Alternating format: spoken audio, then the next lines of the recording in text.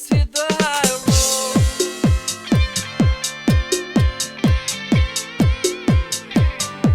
Let's hit the high road.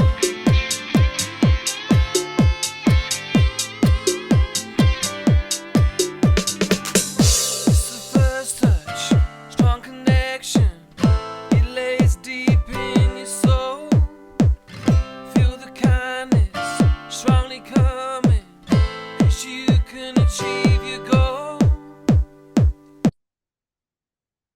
Hi, this is Nancy Yearout, and welcome to Nancy's Psychic View on the high road to humanity. And here we are today with Liz Peterson, and welcome, Liz, to the show. Hi, Nancy. Thanks for having me. It's a pleasure to be here working with you today. I'm excited you're here. You guys, she's from a really cool place. We're going to hear about where she lives.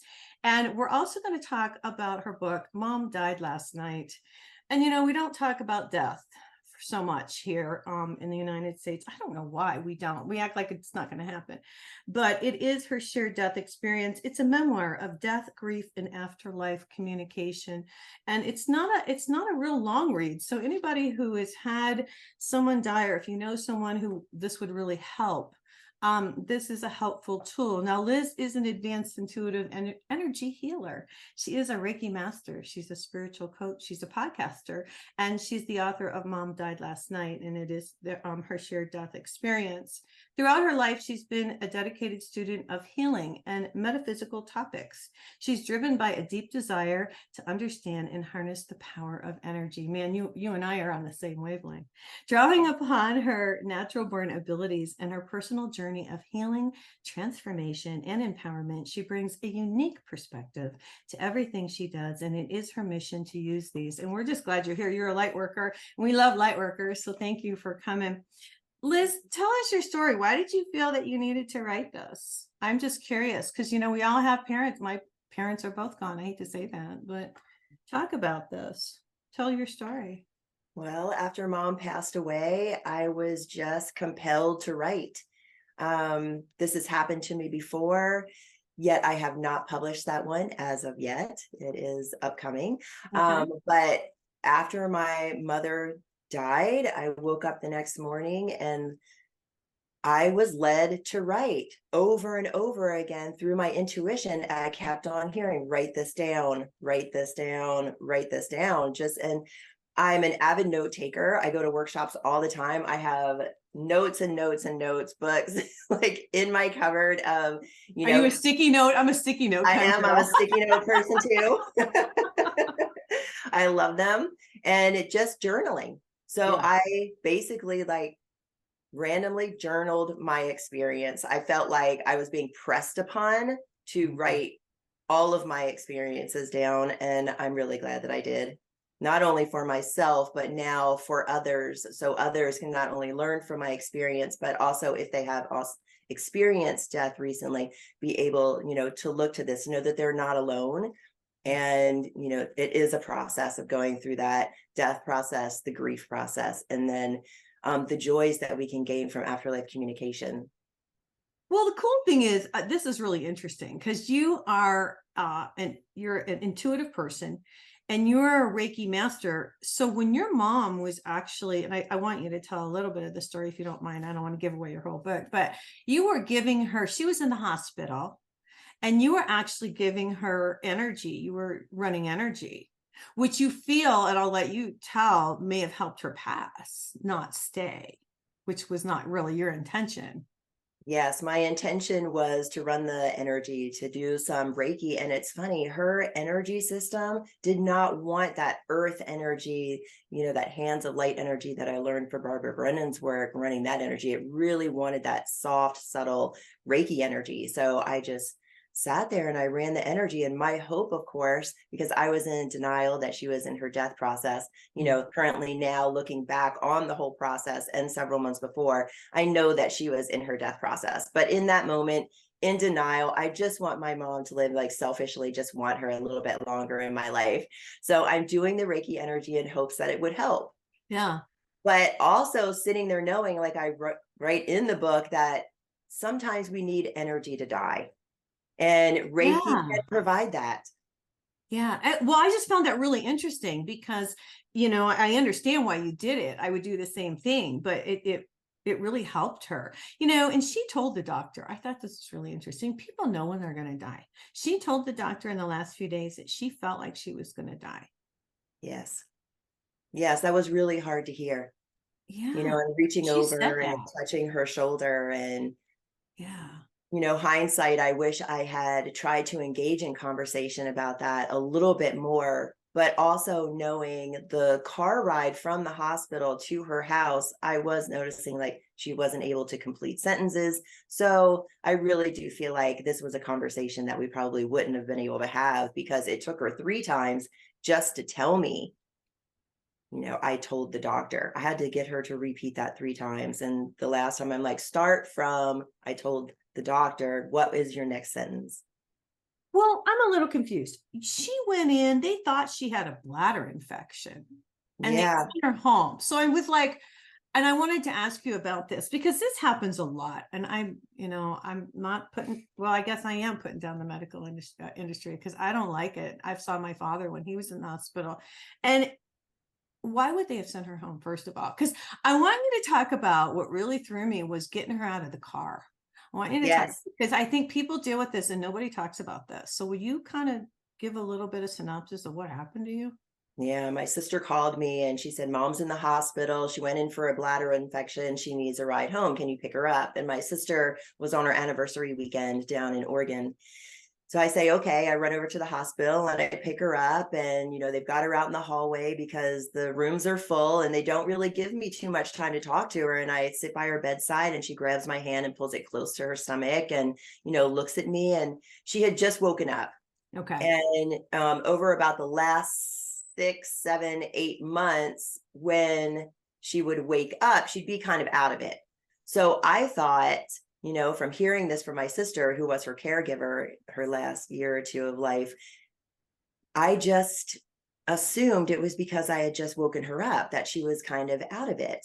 And You then, hadn't seen her. You didn't realize. yeah, exactly. So I'm like, how Okay. are you? Are you okay? And she was able to communicate a little bit. And then the nurse comes up to me, and it's not even the nurse, that took care of her. It's a different nurse. She said, sorry, she's not available. Here's her paperwork. Here's a prescription for medication, have this filled and have her take it. I'm like, okay. And then she's like, pull up your car and I'll meet you outside. Oh, they're just like ready to get rid of her. Yeah, they're just ready to get rid of her. That's how I felt when I read your time. book. I was Yeah, like, zero time to talk to my mother. I really wish that the nurse had spoken to me. yeah. Because, if I didn't know my mother, and here's an 85-year-old woman, you would just assume that that's how she is all of the time.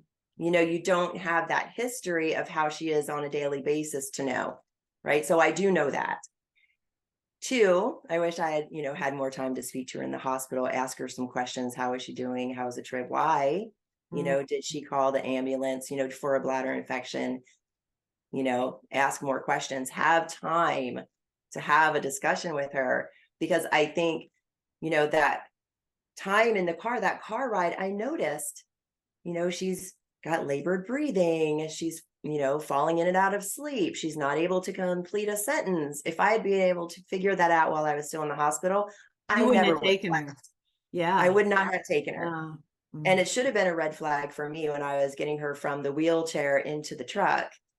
And she was having difficulty, and the nurse was just standing there offering no help at all. I'm like, and I even said that, I'm like, how am I going to get you in the house if I'm having trouble getting you in the car right now? Yeah, it was hard.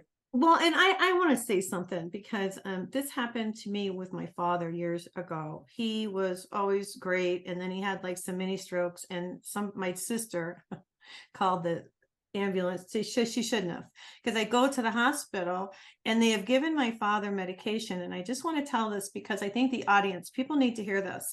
They had given him something that changed his personality. Like he was not my dad. He was trying to take the covers off himself. He was trying to get to the bathroom. They had him catheterized and he didn't want to be. I mean, it just wasn't my father. And they, and I think as the shifts change, the nurse shift change, like maybe if they would have seen him originally and then seen him like this, they would have realized the medication was not clicking with him and this is not proper. But it's like I don't know. I mean, I hate to be so harsh on the medical industry because I know there's a lot of good nurses and doctors out there. Yeah. But that's how I felt, like you did. Like they should have known, like something's not, why would they have sent her home? You know what I mean? Right. Yeah, that's the big question. Why would they have sent her home? And then when I got her back in, I palpated her stomach and she said, ow. She said her chest was heavy. I told the nurse there was no follow-up.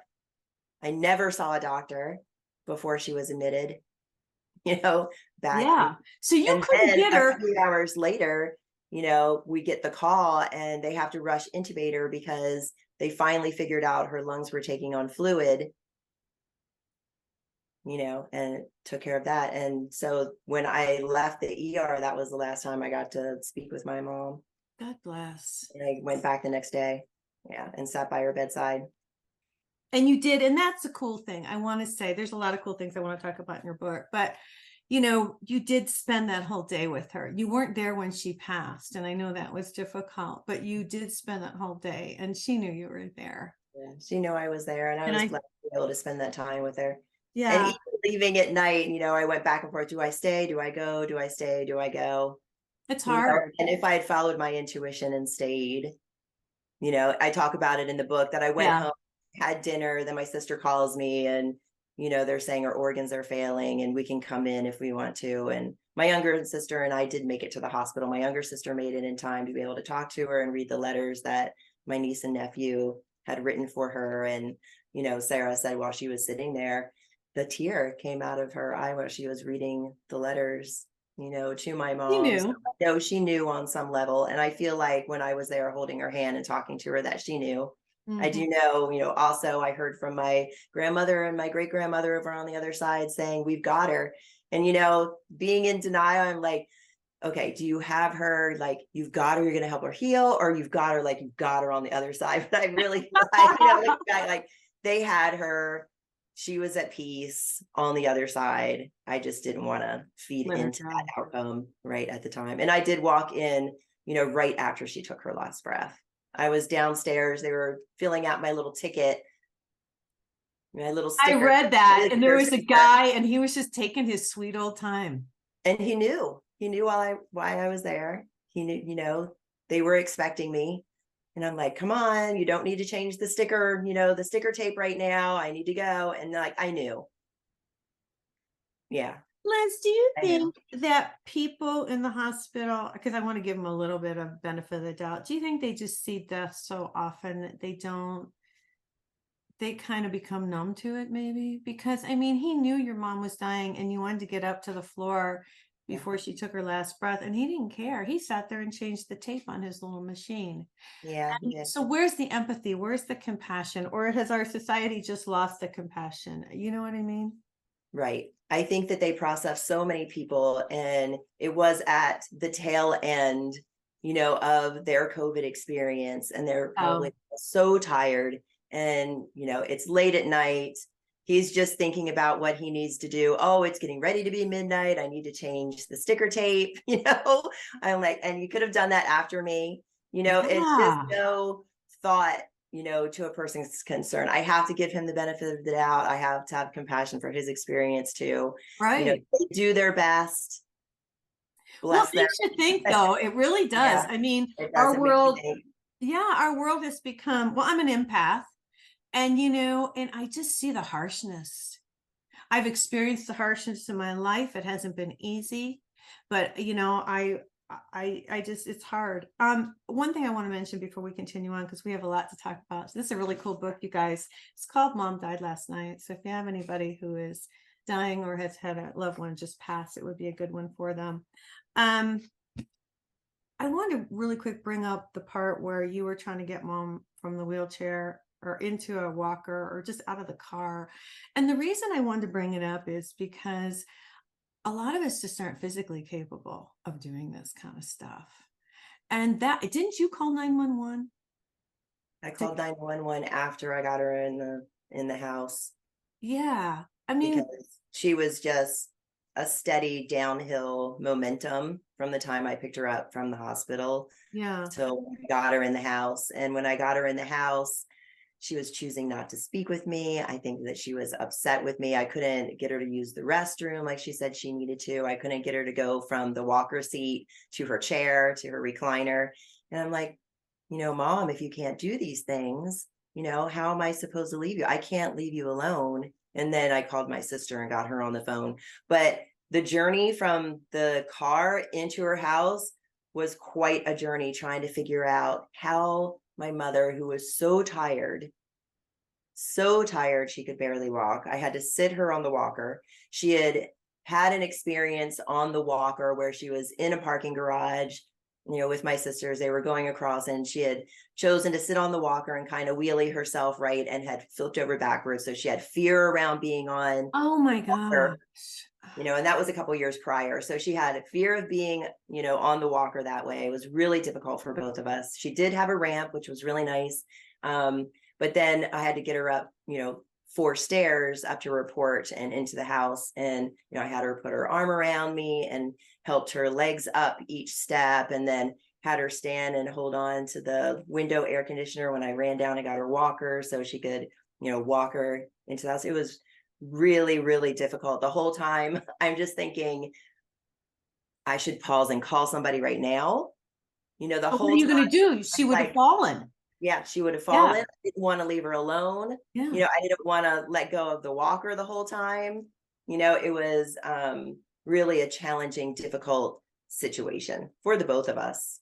I want to ask, and I'm sorry that you had to go through that. Let me just say that. But I think a lot of people do. And the reason I wanted you to talk about it is because people don't talk about it. Yeah. People don't talk about this stuff. Talk Did you about live? the hard part of taking care Yeah. of your parent. Yeah. So Especially in that kind of a situation. yeah. Did she lived alone, but yet your sister came in to check on her? Is that what the situation was? Because I'm that way. I'm thinking, well, I don't want anybody. I'm not living with anybody, and I'm not going to a home, so I'll have to hire Right. someone to start to think about this kind of stuff, because people do want to stay in their own homes, and that was how she felt, I would imagine. Yeah, she loved her home. She loved being able to stay in her home. She had a recliner. Everything was downstairs, little TV. She could get around the house with her walker, no issue. So she did want to continue to take care of herself. It wasn't her, best outcome, for herself to be in a home. She didn't want to do that. And she was still able to take care of herself. And my sister was only, she only had to go up there a couple times a week to clean the house and take care of her, run her to doctor appointments and stuff like that. Yeah, to check on her. And she loved it. She called us all the time, let us know what's going on. She had her new little kitty that she had in the house, and she was happy. And, it's just, she had taken a fall and that morning, and she had taken a fall the previous year in July. And looking back, that marks, the beginning of her decline for myself. Yeah. And when I got to the hospital, when I had Mom in the car, when I'm trying to get her in the house and I'm trying to speak to her in the house, there was no mention of a fall until the EMTs arrived at the house after I called them, and they said, she's declined. She's not like she was this morning. And I go, what do you mean? Well, she fell this morning, she had taken a fall. I'm like, she took a fall? And I'm like, how did I not know this? How did I not know that my mother had fallen in the bathroom this morning? That's what happened. Yeah. Wow. And that happens a lot, where people fall in the bathroom. Mm-hmm. No, and okay, this is a tough subject, but I'm glad we're talking about it today. Let's talk a little bit about the cool part where she's gone, but then I think it was the first night the lights flicker at your house.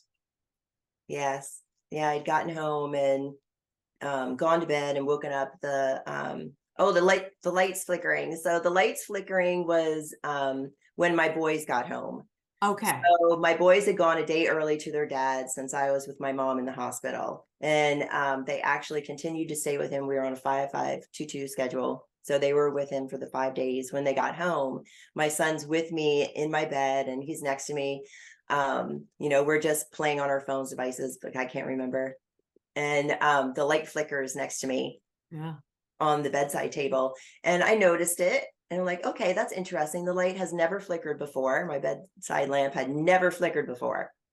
Okay, and it flickers again. I'm like, look at it, I'm like, Mom, because being a psychic, having my mediumship abilities come back on, Yeah. loving, reading all of the books about paranormal activity, watching all the shows, Yeah. wanting to join one myself. I was curious. I'm like, Mom, is that you? And, I said it to myself at first, and then Soren realizes that the light is flickering, and we ask, and we have a full conversation with the flickering lamp. And it even went out and came back on, and went out and came back on again. I checked the lamp, I checked the light bulb, I checked the plug. You knew it was her. You knew it was I her. checked it. I knew it was her. In my heart of hearts, I knew it was her. And when the conversation was over, that was it. There was no more flickering. And occasionally, like in the living room next to the couch, a tall floor lamp would flicker as well. I also have my printer cycles sometimes. Yeah. Yesterday, I'm watching this grief yoga class with Commune, and he's having us put our hands on our chest and, invoke the name of our loved one, and then saying it out loud. And then all of a sudden my printer starts to cycle. I'm like, oh, Mom, she's with me. When we think about our loved ones, they're with us. Yeah, I wanted to, when I read that, I cracked up because that happens to me all of the time. That's the awesome. Printer cycles all the time. And it's usually, they're trying to tell me something. It's my guides or my angels, or it could be, mom or dad or whatever, but it's always somebody messing with my printer. And that goes off a lot. Yes, isn't that wild? And it like 3 in the morning. Or my elliptical will start on its own, will turn on. Wow. And that's when I'm like, oh, they must want me to work out. I'm like, oh. I love that. But these things happen, and then at what point do you hear your mom's voice? I want to bring that. I don't want to give away your whole book, but if you do hear her voice at one point. I do. Yes. Yeah. I'm waking up and I clearly heard Lisbeth, nobody but she and one other person on this planet call me that by my, first full name. Mm-hmm. Yeah. Mm-hmm. Mm-hmm. And what a gift to be waking up and, hearing my name. So it was such a gift. Wonderful. Yeah. Wow, I love that. And the dream visitations, and waking up one morning, someone was knocking on my door. And I clearly heard the knock on my door, and I sit up and I'm like, okay, why aren't my dogs barking? And at that point, you also talked about songs. So let's kind of go ahead a little bit. I have two sisters that have passed. My oldest sister was really into music. And so every time I hear a song that we used to sing, I know it's her. Oh. Or, well, yeah, you know how that works. And you talk about this in the book, and I can really relate to it. And I bet a lot of people can too. Talk about the lyrics, like you were hearing songs and you knew, do you want to talk about that a little bit? Sure. One of the ways that I receive spirit information is through song lyrics. And I don't get the entire song. I only get a little snippet of the song, just one little line, and I can wake up with it. I've had my phone start playing in my purse. And then, 10 minutes after picking my son up, we're going in to get a snack post soccer, and they're playing the same song, Are you kidding me? While we're grabbing our food. Amazing. And I even had it this morning. I woke up this morning with one little snippet of a song, in my head, and consciously remembering to jot that down in my dream journal. But this is one of the ways that I receive messages from spirit, is through song lyrics. And I think it's really a gift. And my mom used that, to communicate with me what she wanted to say. And I don't want to really give it away in the book because they're beautiful and they really spoke to me, the specific lyrics. And it's funny, if you listen to the whole song, like the whole song doesn't apply, but that one little snippet does.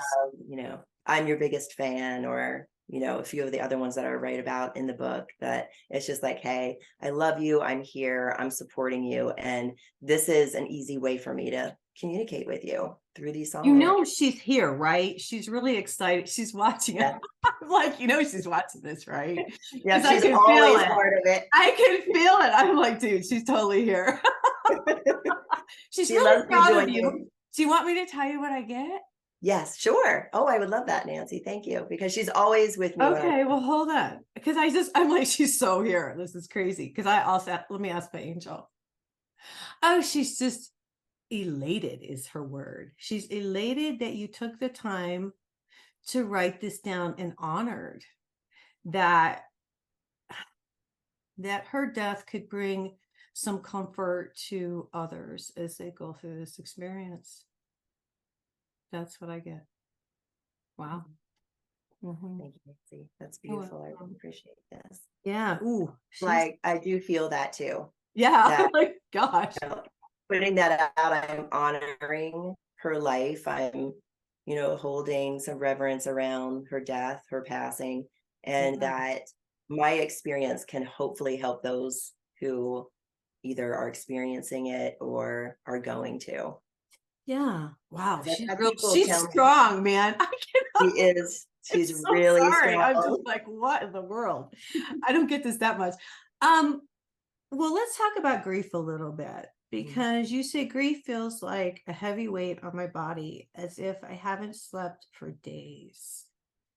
Grief Yes, it part is. is hard, even though you're spiritual. And I just have to say this because I am too. And we know that this isn't it. And we go on to another plane. But it's when it's your mom or your dad or your brother or your sister, whatever, a child, you still go through the grief. Talk about your grief and how you handled it. Maybe you can help someone else. Sure. Yeah, I was not prepared for the feeling of grief that I was going to feel when my mother passed away. As we do in life, we experience other types of grief, other types of experiences. But this was the first I can honestly say I was not prepared for it. And I've heard a lot of people say, like, this is something you can't prepare for. And I do agree with that as well. Like, this is something you cannot prepare for. I was not prepared for it. I was not prepared for how it was going to feel, how long it was going to take. Um, it was very heavy. It was like I was in shock when Mhm, when my mother first passed away. mhm. Um, I just walked around numb out of it. I had to remind myself to self-care. I, talk about in the book how I made my tea. I had to heat it up 3 times because I kept forgetting To that I drink had it. the tea Oh my to God. drink it, right? It's like, okay, I need to fix myself something to eat, and it was just like being on top of my daily needs. And, you know, this lasted for the first couple of days after she passed away, just kind of walking around in a daze. It was completely unexpected. And I just was not prepared. And I think Yeah. that with our mother and father, this is really not something that we can truly prepare for how it's going to feel. We can have an idea of Yeah. how it's possibly going to feel, and I had an idea and I was not looking forward to it. And I would say I was having pre-grief because I could see my mother's decline and feel like it was coming soon, but when it actually happened, it was really hard. And I really had to hold a compassionate space for myself and just walk myself through the day and the days after, just making sure that I took care of myself. I had a close friend of mine say, "What is one thing you're going to do for yourself today?" And that became my Wow. mantra. What is one Okay. thing I'm going to do for myself today? Okay. Whether that be, jump in the hot bath or go sit outside on my porch or take the dog for a walk and feel the sunshine on my face. What was I going to do that day for myself? The That's really self-care. good. That's really, really great advice to give people because you don't self-care. You kind of, like you said, you're in a daze.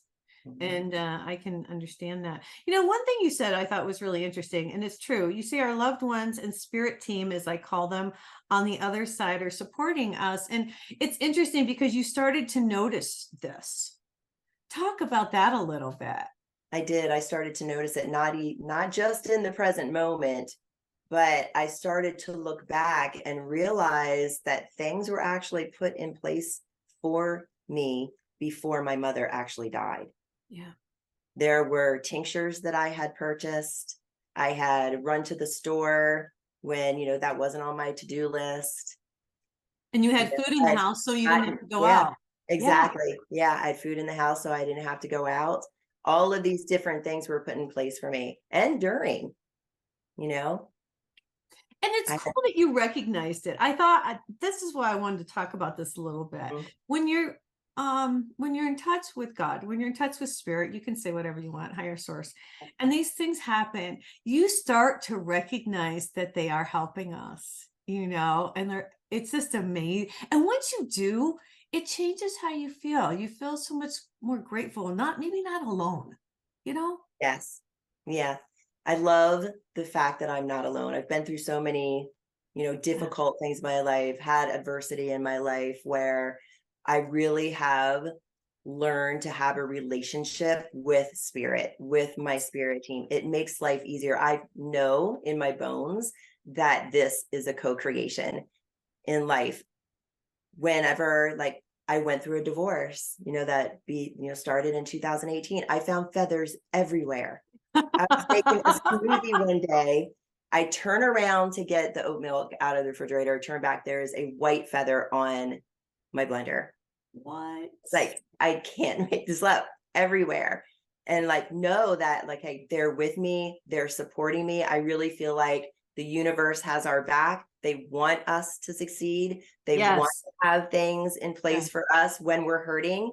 They want us to know that they're there. And there's those signs, those feathers that you find, or I talk about in my book, The the eagles. birds. Yeah, the eagles that I saw before my mother passed away. I'm driving, to my son's house on Vashon, and there's an eagle literally leading me down the road, several feet above my car. And I'm driving home a few days later from the grocery store, before she passed away, and an eagle flies in front of my windshield, from a field Yeah. into a forest on my left. Amazing. And the next day when I was on my way to the hospital, I just happened to look up and I see a red-tailed hawk, who's been a power animal of mine since I was like 19 or 20 years old, and an eagle, and they're flying in circles next to each other above the highway.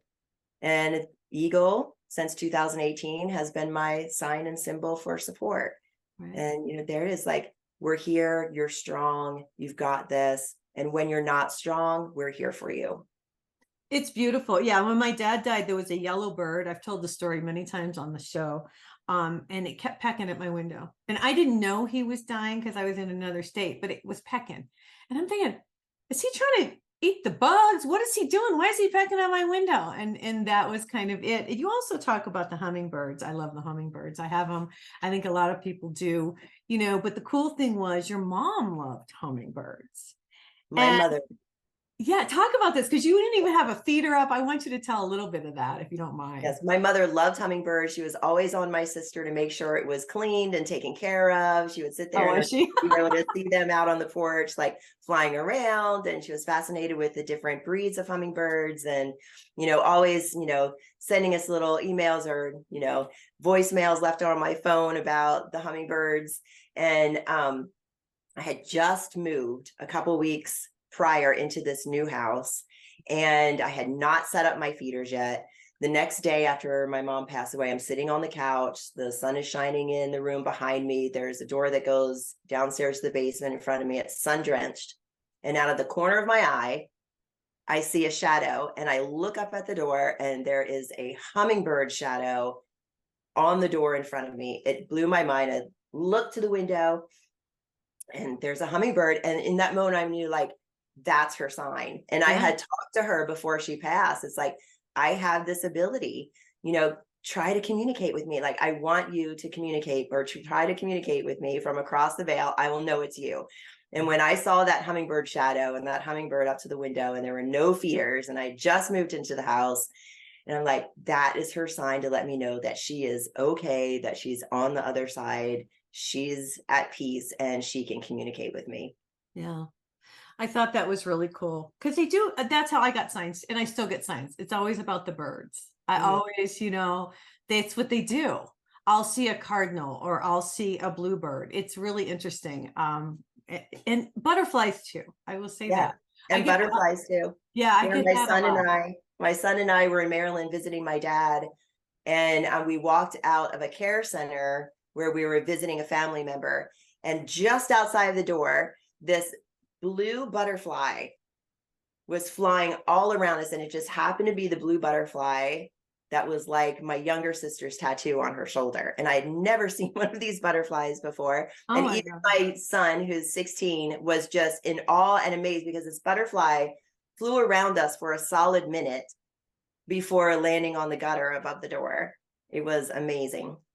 Yeah, You know, they my do. dad, is in front of us, and then he had pulled the car up for us, and he was standing there, sitting in the car watching too. And he's just like, Yeah. did you It's see amazing. that? That was amazing. Well, and I want to go back. Let's rewind a little bit. I want to talk about going through her stuff, because everybody's got to do this.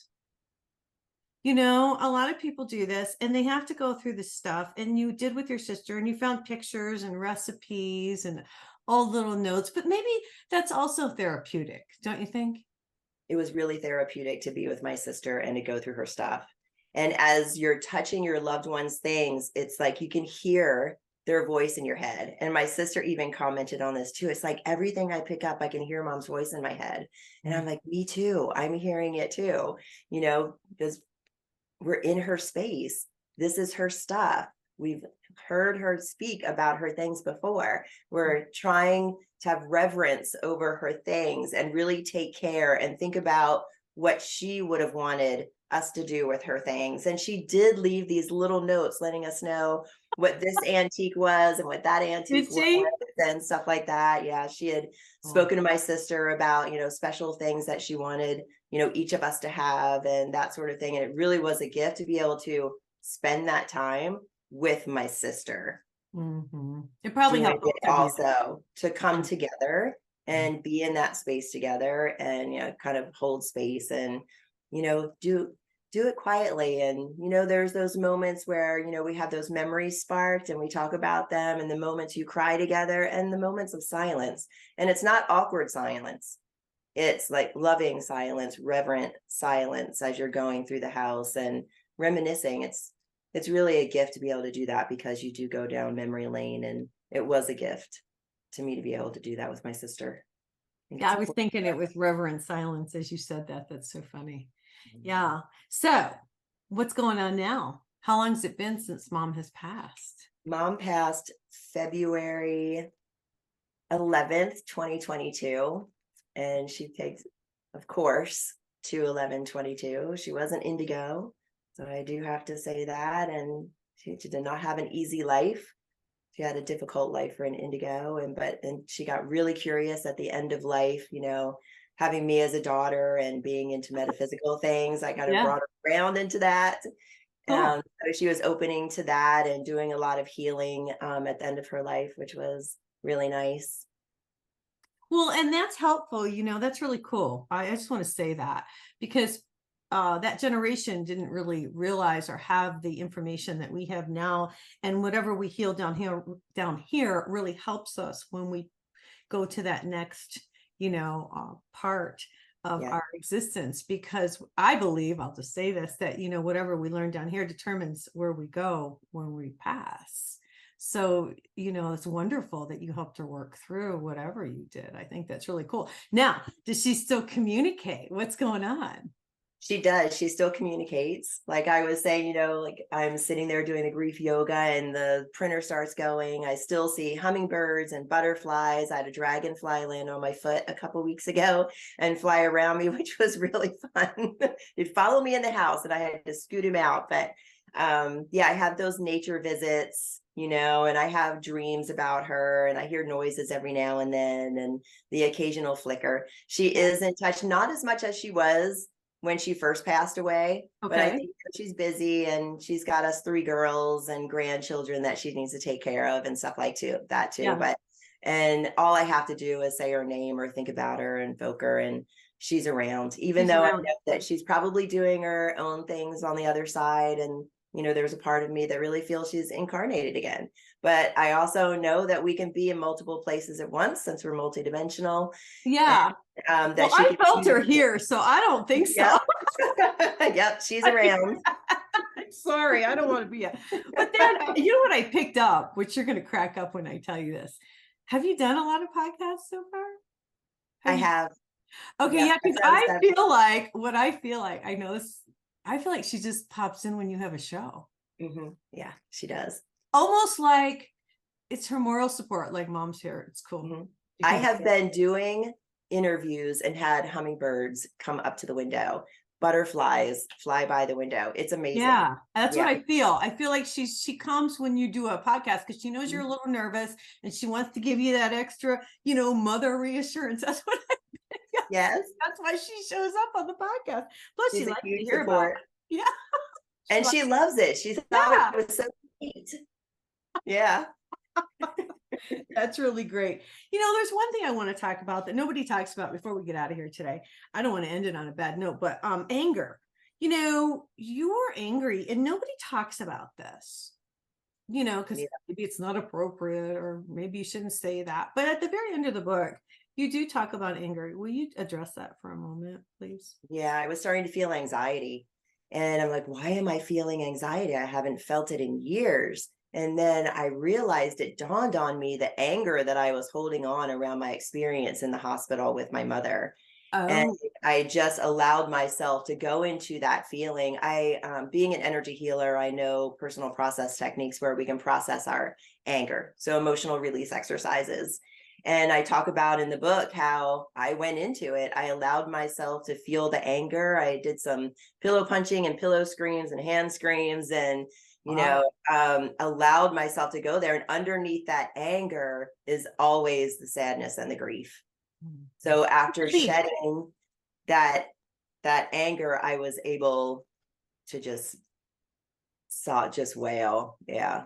Just I let didn't mean out. to interrupt your thought, but you're just releasing. You were angry and you had to get rid of it. Like you're angry at the guy and you're angry at the nurse. I could see that. I could Yeah, see like, that. why?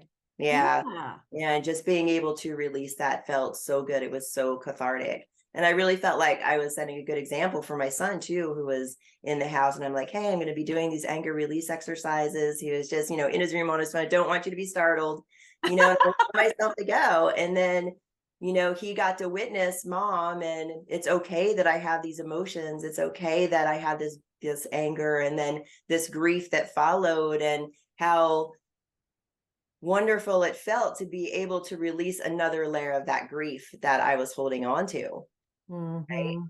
And be able to, let my son know, when you're experiencing this, if you have, any emotions around mom, passing away, please, don't hesitate to share that. Let's talk about it. We can process it together. And, That's really great. Thank you. because we store things in the body. Being an energy healer, when I'm working on Yeah, you do. clearing things from people's bodies all the time, we store everything in our body.